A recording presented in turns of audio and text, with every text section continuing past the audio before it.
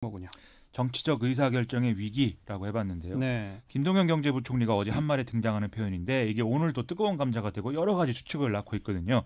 배경과 맥락이 무엇인지 한번 알아보시죠.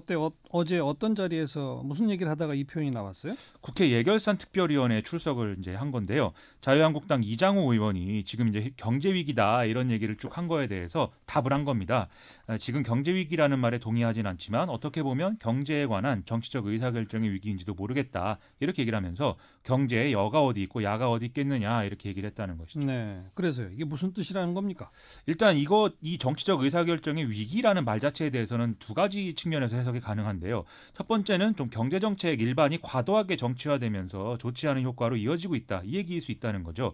예를 들면 단기 일자리 대책이나 이런 거는 역대 정부가 모두 써온 카드인데 최근에 정치권에서 또 많은 비판을 받는 그런 상황이 되지 않았습니까? 예. 또 경제 위기론도 야당이 정권에 좀 문제 제기를 하기 위해서 좀 부풀리고 있는 측면이 있는데 이게 정책에 악영향을 끼쳐서는 안 된다. 이런 취지 아니겠느냐. 이런 해석이 가능하다는 거죠. 그게 첫 번째 해석이고 그렇습니다. 두 번째는 청와대가 과도한 어떤 정책을 정치적 이유로 밀어붙이고 있다. 이 얘기를 지금 한 거 아니냐 이런 해석인데요.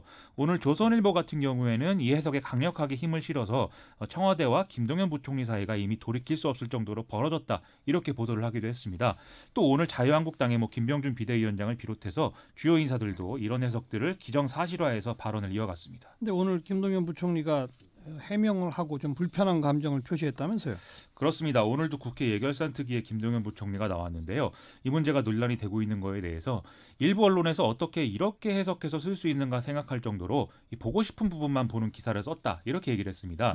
그러면서 애초 발언도 이 규제개혁이나 구조개혁 등 정치권이 해야 할 일이 많은데 경제 연정이라도 해서 정치권이 역할을 해야 된다는 의미였다. 이렇게 해명을 했고요. 네. 또 오늘 별도로 언론의 보도 참고 자료도 배포를 했는데 같은 내용이었습니다. 그러니까 자신이 강조한 정치적 의사결정은 여야 간의 타협 문화 이 얘기를 한 건데 그렇습니다. 조선일보 등등은 여권 내에서의 정치적 의사결정 이런 식으로 해석을 했다. 그렇습니다. 아.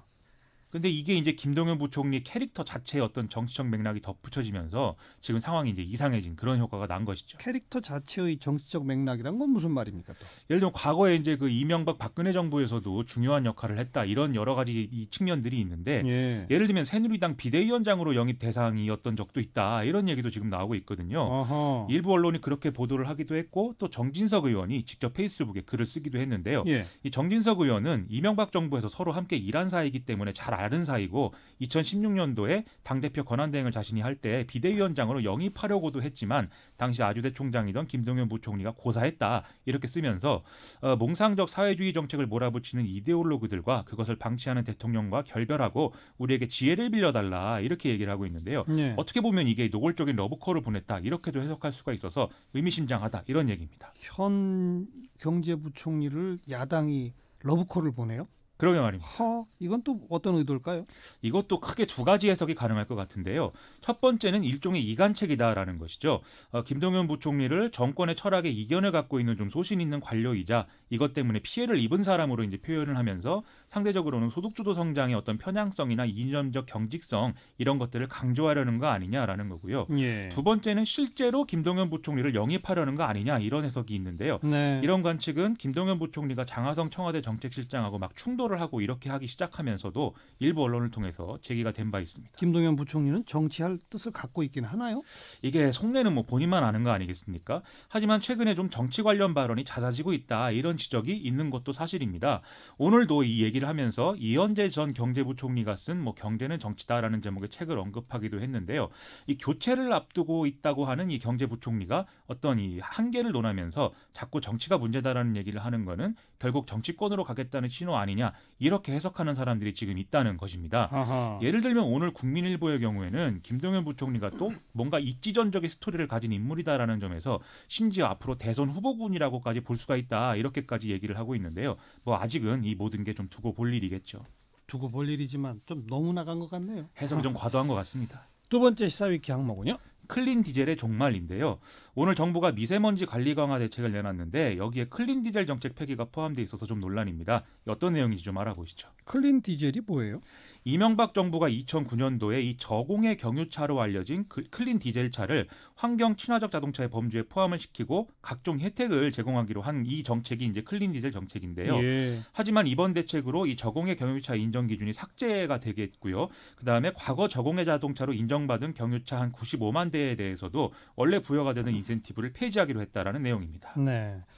이름이 클린 디젤이지만 이게 진짜 클린하지 않다는 게 계속 드러났잖아요. 그렇죠. 2000년대 후반에 이 유력 자동차 회사들이 탄소나 질소산화물 배출량을 줄인 클린 디젤을 개발했다라고 얘기한 게 이제 이런 정책의 배경이 된 상황이었는데요. 예. 지난 2015년에 폭스바겐의 배출가스 조작 사건이 이제 확인이 되면서 이 신화가 이제 무너진 것이죠. 그러니까요. 각국의 조사 결과 대다수의 디젤 차량이 탄소 질소 산화물 배출 기준을 충족시키지 못하는 걸로 또 드러났는데요. 유일하게 BMW만 이 기준을 맞춘 그런 상황이었는데 최근에 또 화재 사고가 막 일어나고 있지 않습니까? 예. 이 원인 중에 하나가 또 질소 산화물 배출량을 줄여주기 위한 장치인 배기가스 재순환 장치라고 해서 이게 여러모로 안 되겠다 이런 상황이었던 것은 또 사실입니다. 네. 클린 디젤 정책 폐기를 넘어서서 경유차 자체를 더 줄여야 한다는 주장도 있죠. 이 경유가 휘발유의 경우보다 9배 이상 미세먼지 유발 효과를 일으킨다 이렇게들 지금 보고 있는 건데요. 그래서 공공기관에서는 앞으로 2030년까지 경유차를 완전히 퇴출시킨다 이렇게 오늘 대책에 이제 포함을 시켰고요. 내년 2월부터 디젤 차량에 수도권을 대상으로 이제 배출가스 등급제를 강제로 시행한다 이런 것도 포함되어 있습니다.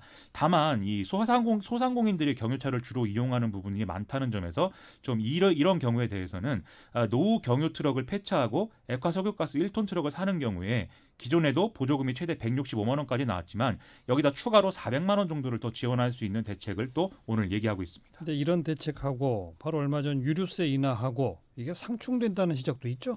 그렇습니다. 이 마치 기획재정부는 경유차를 포함한 자동차를 더 타라 이렇게 시그널을 보낸 건데 환경부는 또 경유차를 줄이겠다라고 해서 모순이 되는 거 아니냐 이런 얘기인 건데요. 또 여기에 더해서 대형 화물차에 지급되는 유가 보조금도 이번 대책과 좀 모순되는 부분이 있기 때문에 그러니까요. 이걸 줄여서 대형 경유차를 압축 천연가스차로 바꾸는 데 투입해야 된다 이런 주장도 나오고 있습니다. 예. 하지만 유가 보조금의 경우에는 좀 화물 기사들의 소득 보조 측면이 또 있기 때문에 이거는 좀 정책 조정을 잘해야 될 것 같습니다. 여기까지 수고하셨어요. 고맙습니다. 김민아 기자였어요.